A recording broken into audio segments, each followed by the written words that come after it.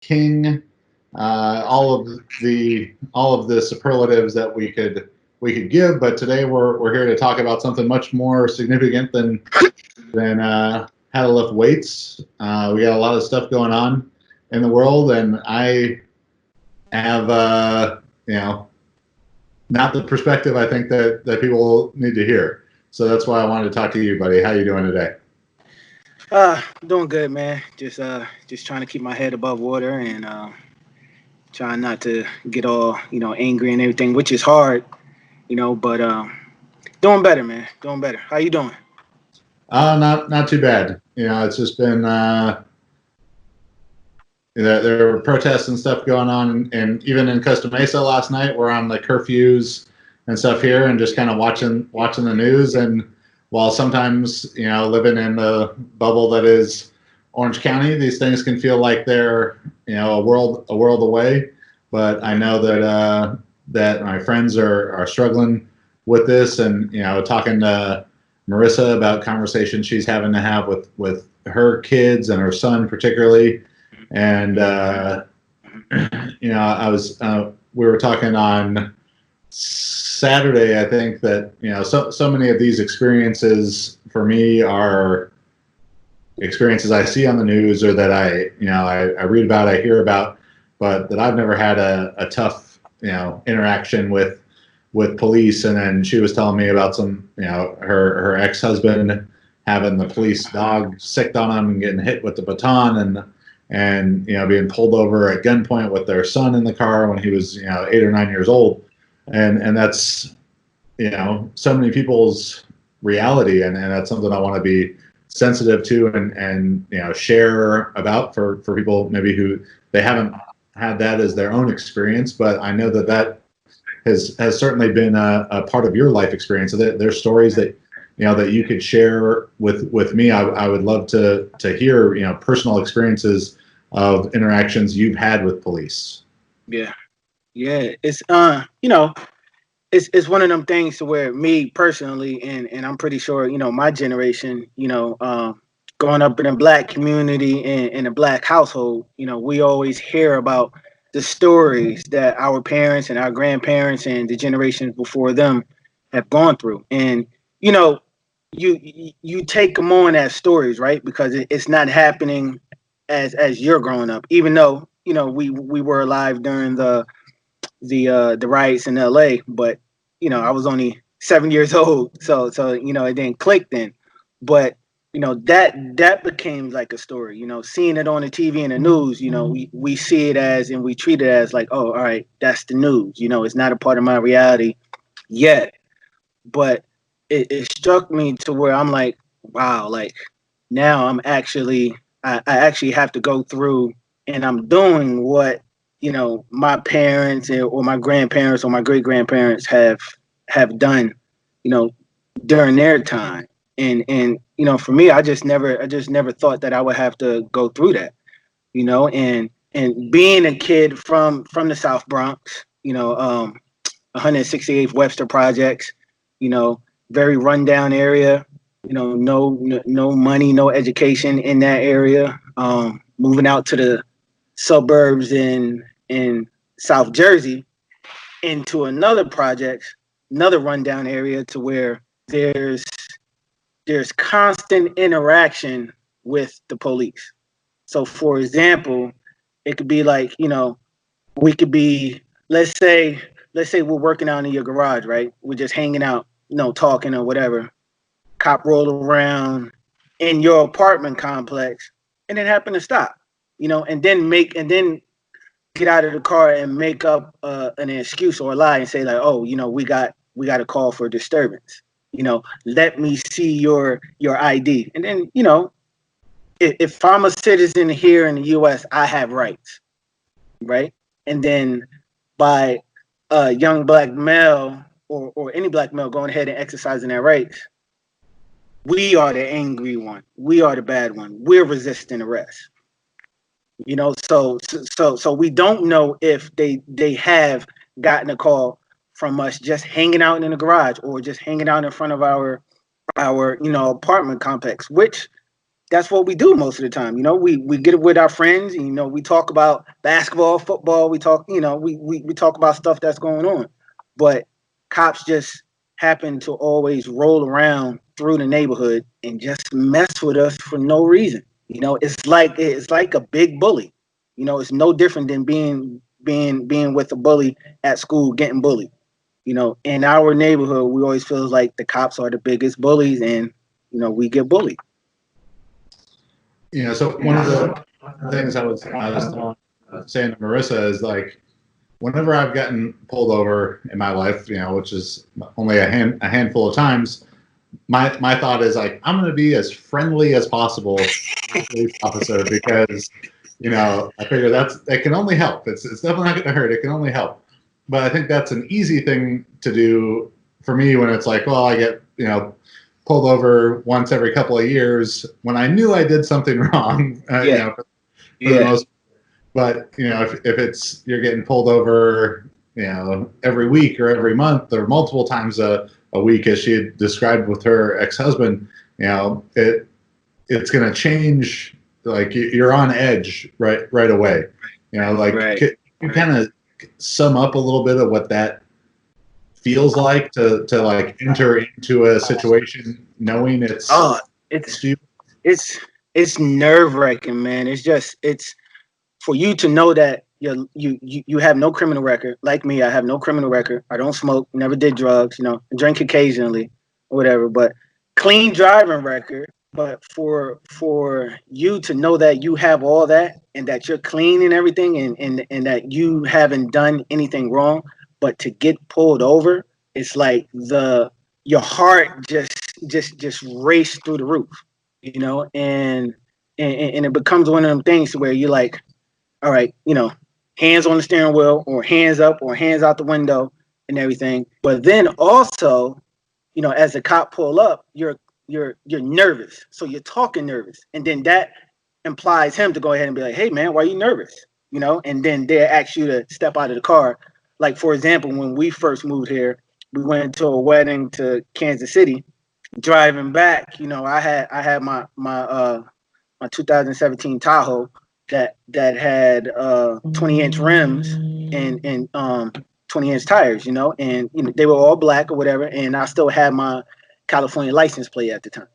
So being that we were only a month in living into Iowa, you know, the DMV gave me 60 days to go ahead and change it, right? To change my license and also change my license plate. So as I'm driving, I see the cop car. And this is normal for us. Whenever we see a cop car just hanging out either on the road when you're driving or in the median, you're constantly looking in the side view mirror. You're constantly looking in your rear view mirror, right? And then he comes out and I'm like, oh, all right. You know, I'm sitting up and everything, but I'm constantly looking to make sure like, no, I didn't do anything wrong. So he tells me for 10 minutes, you know, and I'm just saying to myself like, all right, now I know I didn't do wrong. This is my car. It's in my name. My license plate is clean. So whenever you run tags, you know, that all that stuff should come up. So I'm in front of a car is in front of me and then a truck. So the car moves and I'm behind the truck. The cop is behind me. Then I move into the passing lane to pass the truck and then he gets behind me.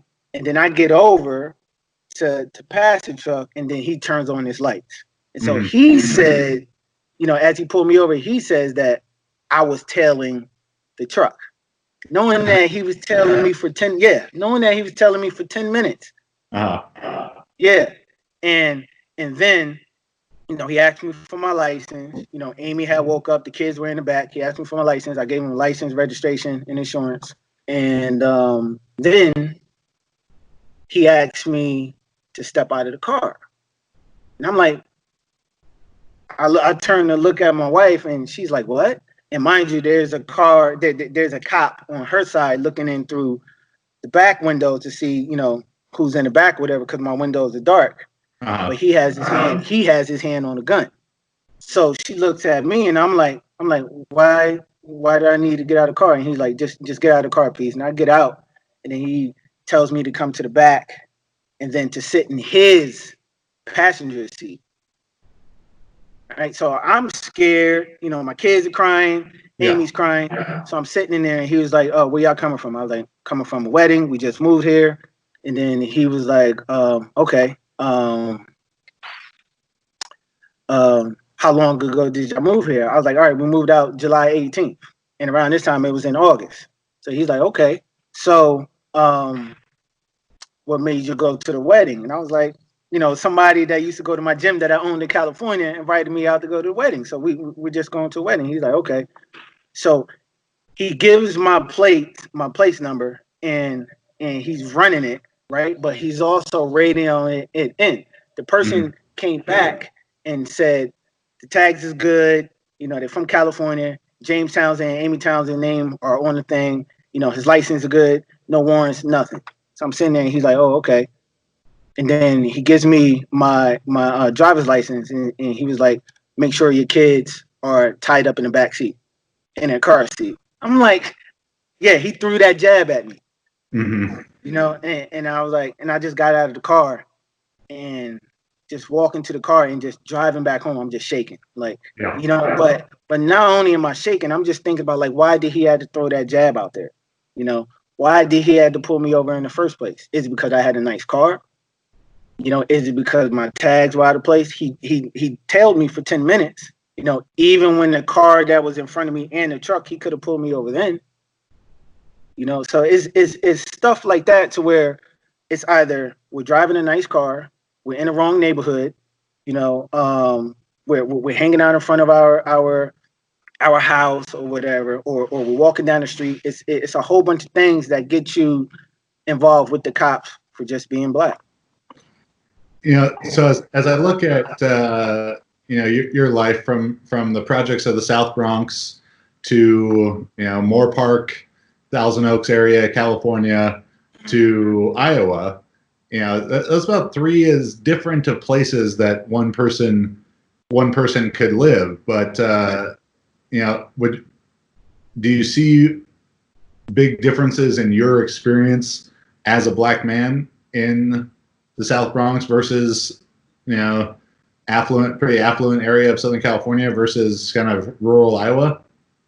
Oh yeah, there's no, I don't, you know, even when we lived in downtown LA for 5 years, you know, we lived 2 blocks away from Skid Row. There was constant cops, you know, constant cops, you know. So in my psyche, that's the norm. I'm used to it.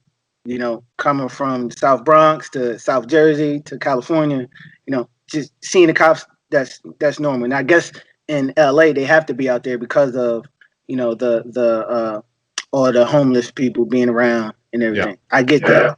But moving out to Moore Park, now that was different because I didn't see as much cops. You know, there was no need for a cop. If I saw a cop, it was that one cop throughout that whole town. Yeah. You know, and just the variety of cops out into a very predominantly white neighborhood, there's no need for them to be there. You know, that's going through their minds. There's no need for me to be here because this, you know, no crime is going to happen here. I need to be patrolling down into, you know, South Central or the South Bronx or Compton and everything where crime is happening. And now where you're at in Iowa, like, you like the only black guy that lives in all of Iowa, or what's up, bro? I'm the second. There's 2 black guys in my gym, me and another guy. 2. You know, and just even with all this is going on, you know, it's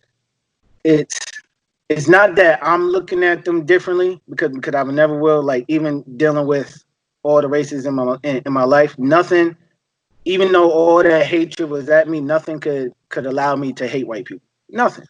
You know, nothing. But I'm aware of it. You know, I'm educated on it. But nothing would allow my heart to hate anybody. Even when a priest told me and my wife he would not marry her because I'm black, to my face.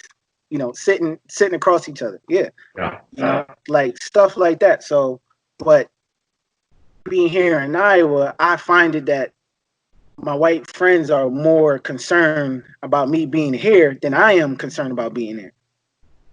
You know, they talk to my wife and they talk to me about it like, hey, how do you feel about being here? I'm like, oh, it's nice. I get, this, I get to drive, to the store. It doesn't take me, 15, 20 minutes just to go to a store like I did in LA, but they asking me for a reason. And that speaks volume. That speaks volume and letting me know that they are aware of the racism around the state in Iowa, around the town that we live in, and how people perceive me. So all of this for sure, and an experience like you were describing, getting pulled over with your whole family in the car there. I know that this has brought up some.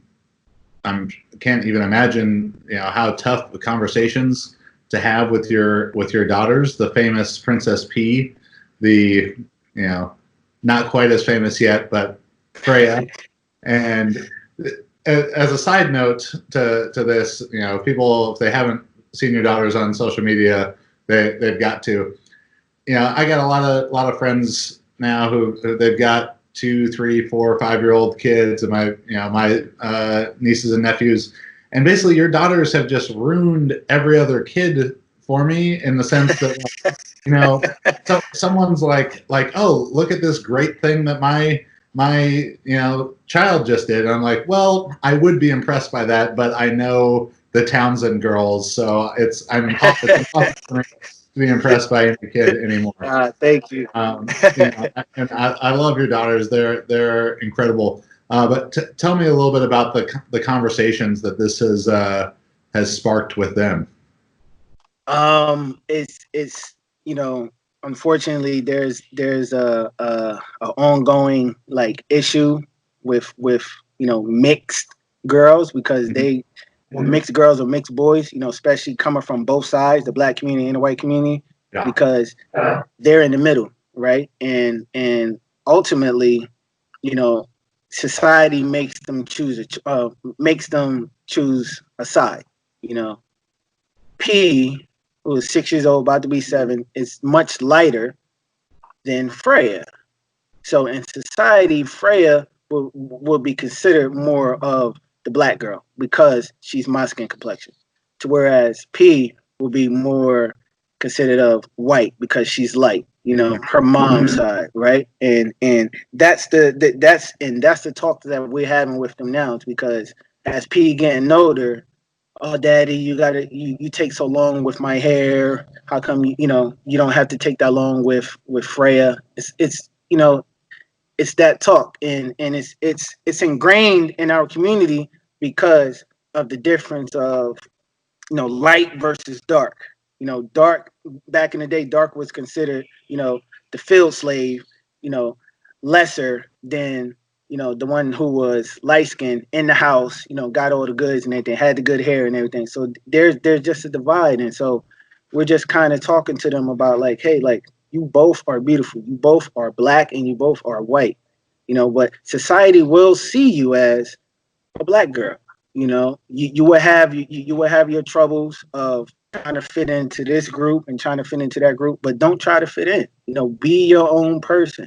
And that's why I train my girls. I train my girls to be brave, strong, and confident, not to just be strong solely physically, but mentally, so that they could, when they grow up and have to experience what we're experiencing, they are already, cemented to handle anything, and it breaks my heart to even have those talks, and it's just hair, but hair in society is a big thing.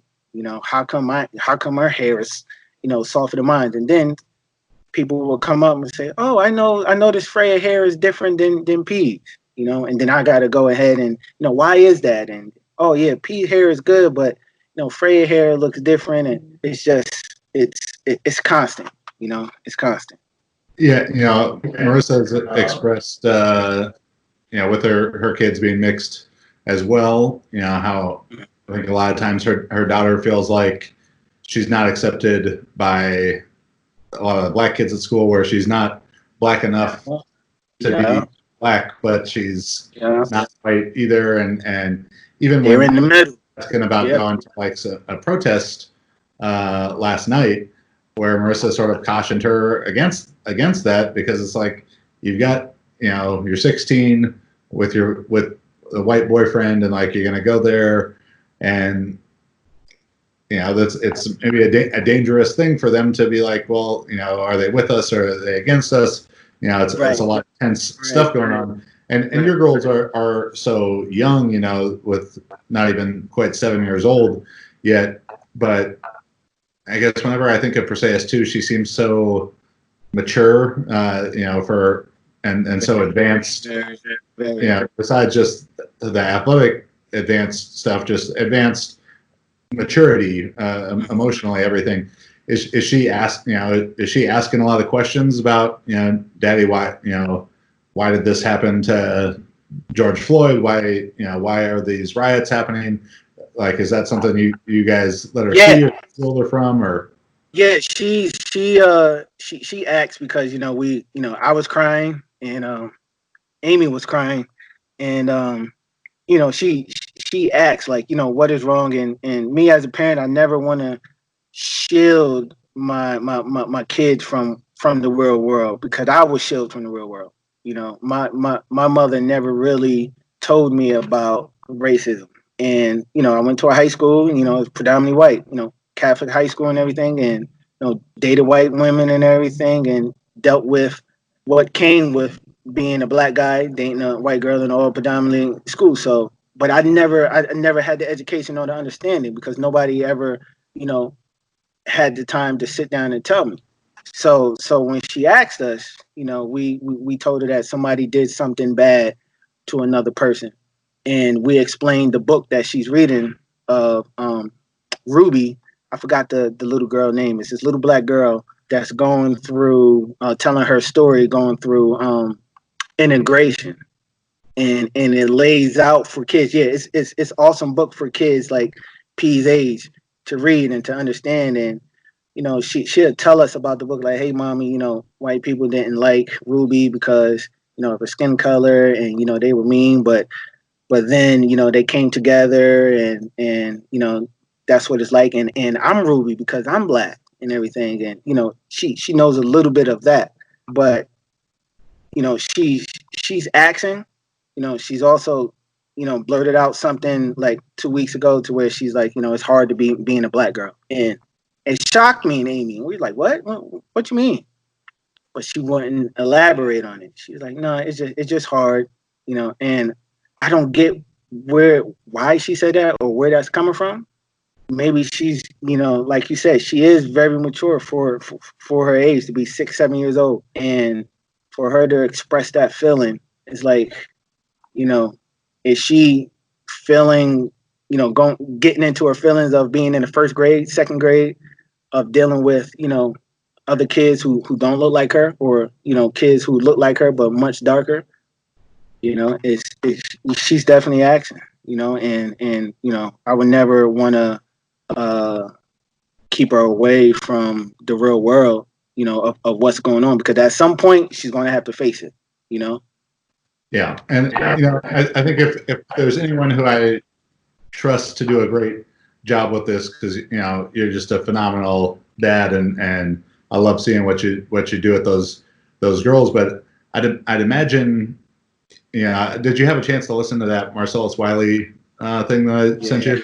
Yeah. So kind of to that effect of what Marcellus Wiley was talking about.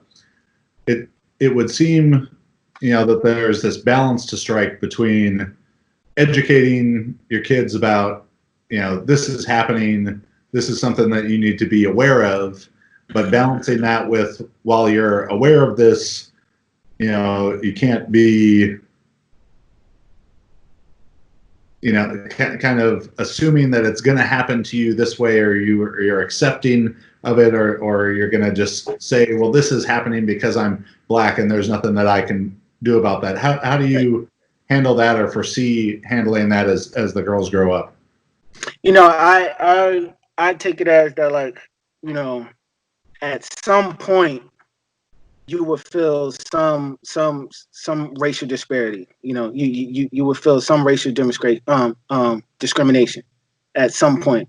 And that's why I said, we live by 3 things: brave, strong, and confident. I need you to be brave in your mind. I need you to be brave in your heart, to be able to speak up, speak out, call out, and stand up. I need you to be confident in being able to speak up, speak out, call out, and stand up.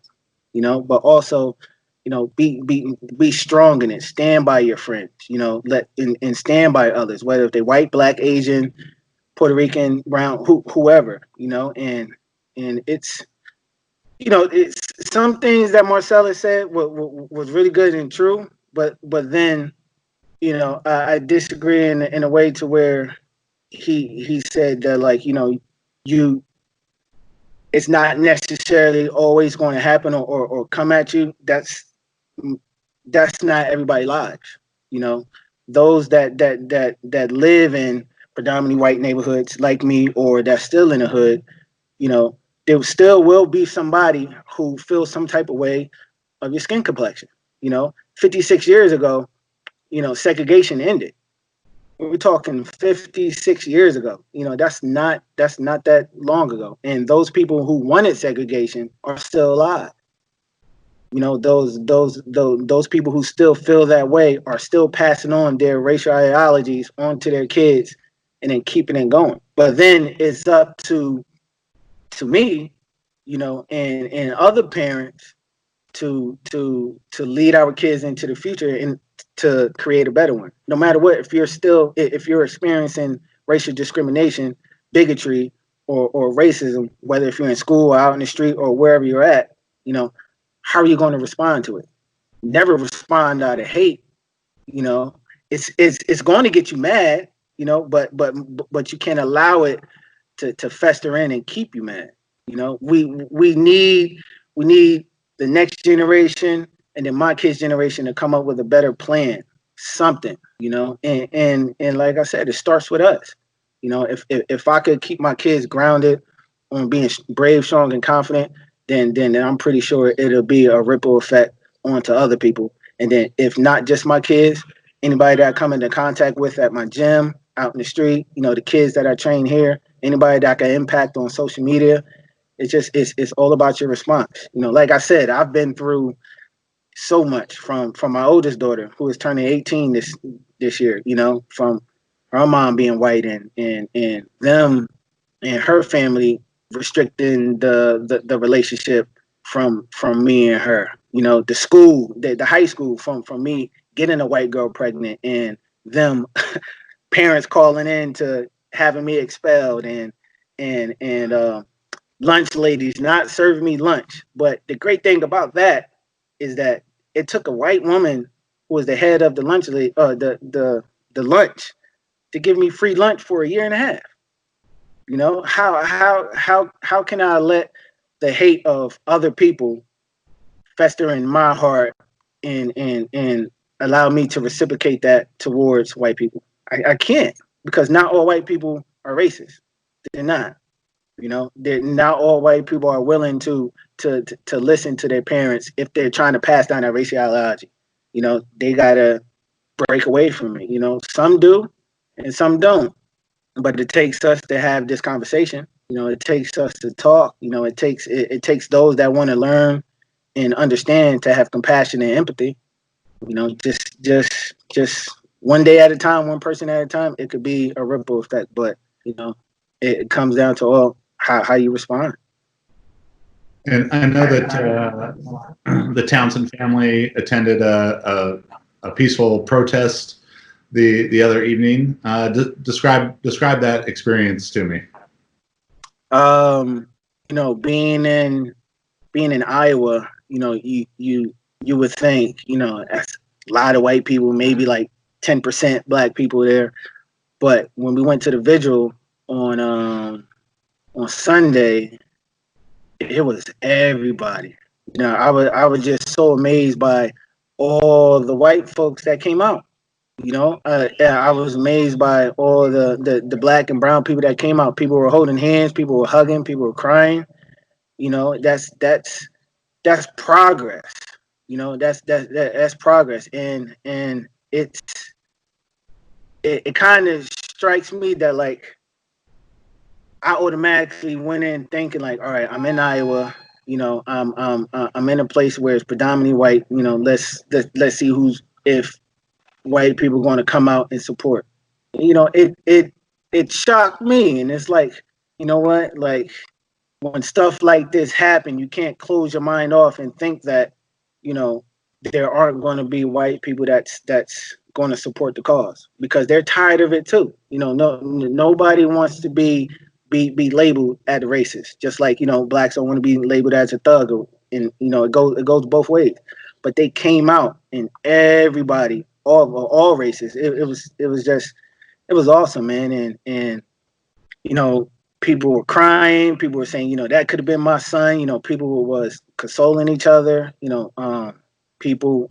It it came to a point to where I was like, this could be great for the next generation. This could be great.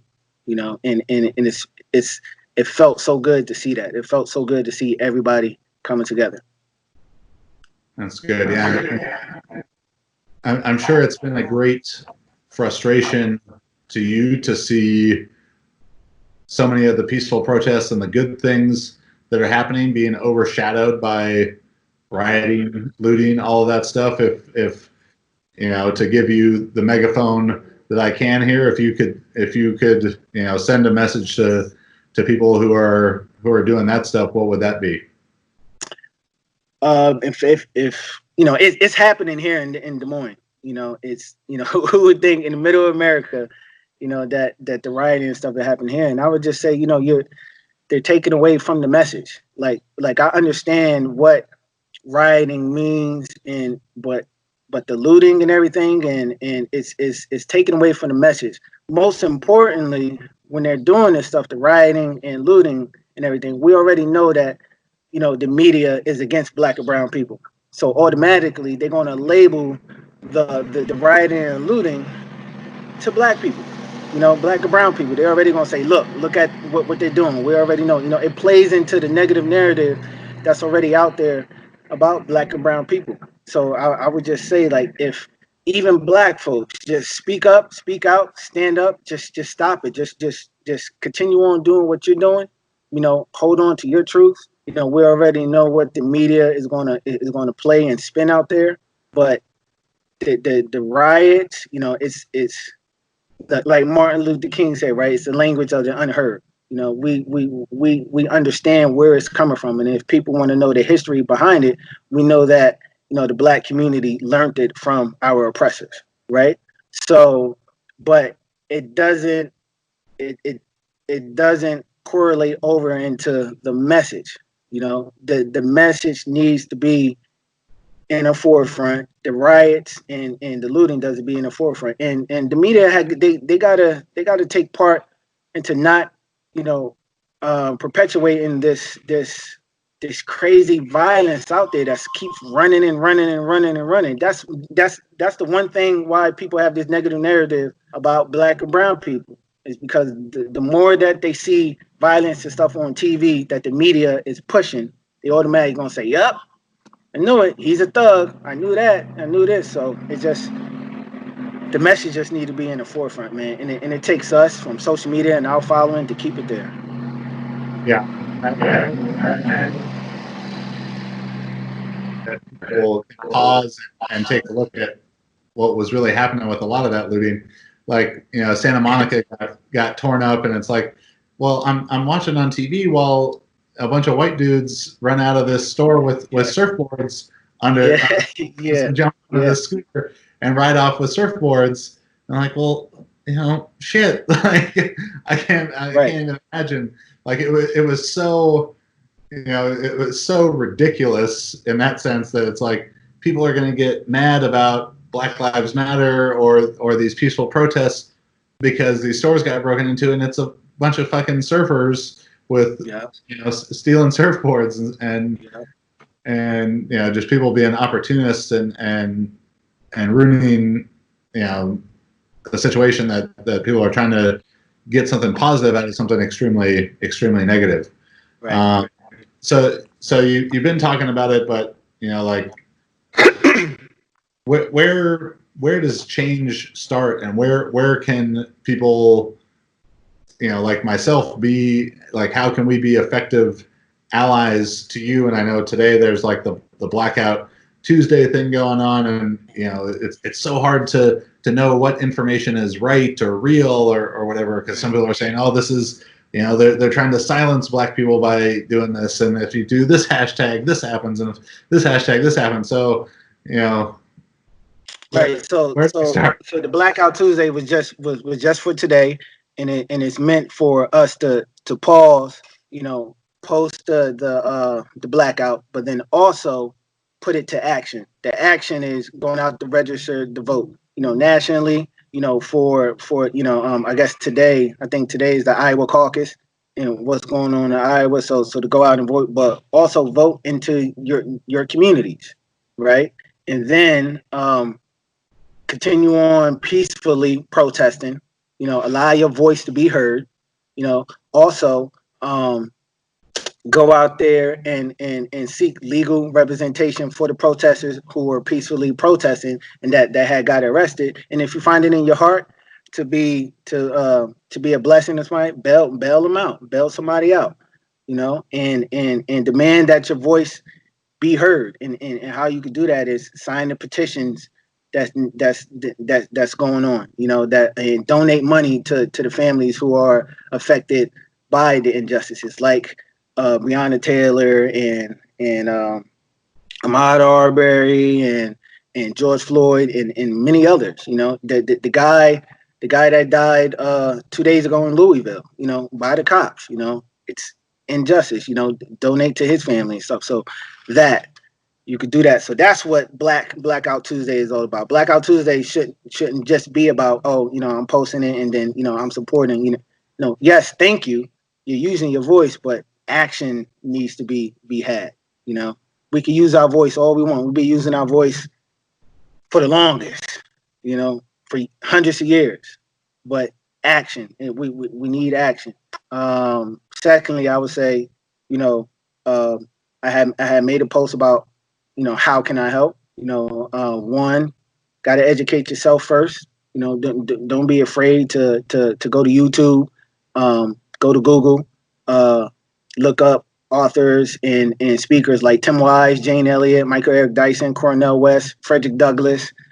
They have great books. My wife is reading a book about white supremacy and how she could overcome it and acknowledge it. It's by Layla F. Saad. That's a good book to read, and educating yourself. So when we go ahead and have these conversations, you're understanding what I'm saying. Ask the questions. Just like you said, how can I help? Speak up, speak out. Silence is right now, and I think that this is huge. Silence is calling out those who have been silent and letting them know, like, hey, your silence is making you a part of the problem. I always felt like that if I have a white friend and they see me as their friend, but an issue like this is going on and they don't speak about it, then that's letting me know, like wow, you support, what happened, and you look at me differently. It's the same way of, having a white friend and a white friend having a black friend, but that white friend knows know people who are racist and are heavily racist, and they're still friends with them, but don't speak out against them, don't speak up against them, don't call them out. It's like, how can I be safe and secure in our friendship if you're allowing yourself to be friends with bigots and racists? It's about being a good person and just standing up for everybody. Not just standing up for black people, but brown, but the Native Americans, for Asians, for whites as well. Because regardless, my wife got pushed back. She got pushed back from her own friends. She lost friends. Those who are white that look to stand up for black and brown people, you will get pushback. But that's okay, because you're standing by your truth. You're standing by your convictions, and that's okay. They don't need to be your friends anyway. Sometimes you got to call out your family too. Well, thank you, James. You had mentioned to me the other day about the Advancement Project by Jesse Williams. Yes. So there's going to be incoming donations from myself from Juggernaut Training Systems to that. So if people want to check that out at advancementproject.org, they can do that. Yeah. Anything else you want to add, buddy? No, I would just say, everybody, what's been happening. I know, me, I'm a big believer in Jesus, and I always say Jesus is greater than religion.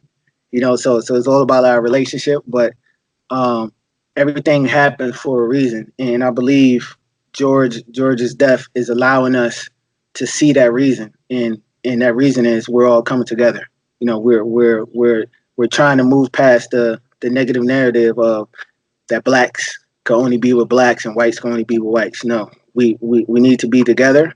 The only way we could get past this is if we all come together, out of love, out of compassion, out of empathy, and just just create a better future for the next generation, for our kids. We all got little ones, and they need a better future. They need the leaders. They need to be led by the leaders, which is us. We need to do better by them. And the day that God calls us home, hopefully, we did our part, and their society and their future and their world is safe. And we could go in peace. James, thank you. Everybody, send my love to Amy, to the girls. We're thinking about you out here, praying for you guys. So have a good one, my man. Thank you, man. All right, take care, buddy. All right.